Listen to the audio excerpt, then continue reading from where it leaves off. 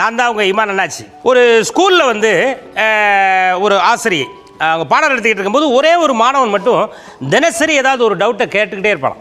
அப்புறம் ஒரு கட்டத்தில் வந்து அந்த ஆசிரியைக்கு வந்து என்னப்பா எப்போ பார்த்தாலும் ஒரே டவுட்டாகவே கேட்டுக்கிட்டு இருக்கேன் அப்படின்னா, இல்லை எங்கள் அம்மா அப்பா தான் சொன்னாங்க எந்த ஒரு டவுட்டாக இருந்தாலும் ஆசிரியர்கள்ட்ட கேட்டு க்ளீன் பண்ணிக்கிடுங்க, அப்போ தான் உங்களுக்கு அறிவு வளர்ச்சி ஆகும் அப்படின்னோடனே இந்த ஆசிரியை வந்து இவன் டெய்லி டவுட்டு கேட்குறதே ரொம்ப அப்படி கஷ்டமாக நினச்சி, இங்கே பாரு டவுட்டுன்னா ஏதாவது ஒரு டயத்தில் கேட்கணும், எப்போ பார்த்தாலும் டவுட்டு கேட்கக்கூடாது போ அப்படின்னு சொல்லி சத்தம் போட்டு விட்டாங்க.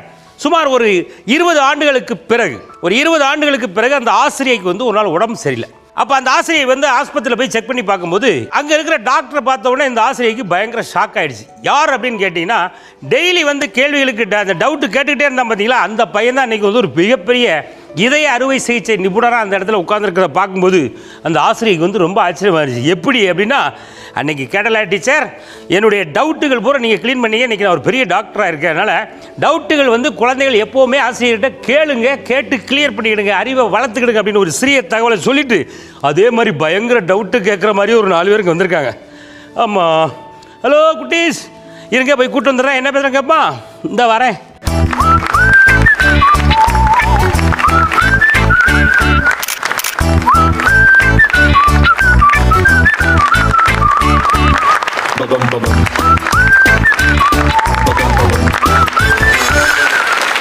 வணக்கம்.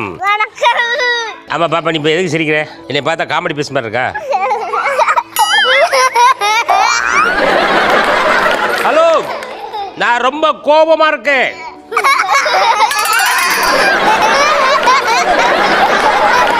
சரி, இப்போ நீ நல்லா சிரிக்கல, இதே மாதிரி உங்க வீட்டில் சிரிச்சுக்கிட்டே இருக்கிறது யாருமா? உங்க அம்மாவா? சரி, சிரிச்சுக்கிட்டே இருக்கிறது உங்க அம்மா, முறைச்சிக்கிட்டே இருக்கிறது யாருமா? அதான கேட்டேன். அவரை மாதிரி நீ ஒரு வாட்டி முறைச்சு கட்டுறியா?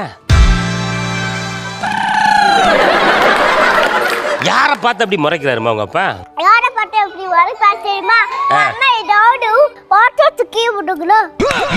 ஏதாவது ஒரு பிரச்சனை எங்க வீட்டுல வந்து பாட்டில தூக்கி டமால்னு கீழே போடும் போது இப்படி முறைக்கிறாரா? சரி பாப்பா, எதுக்காக உங்க அம்மா பாட்டில தூக்கி போட்டு உடைக்காங்க?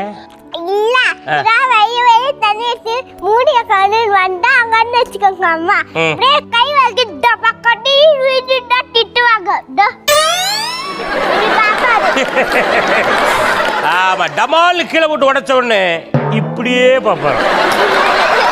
அப்படியே பார்த்துட்டு போயிடுறாரா, திட்டுறாரா அவங்க அம்மாவை?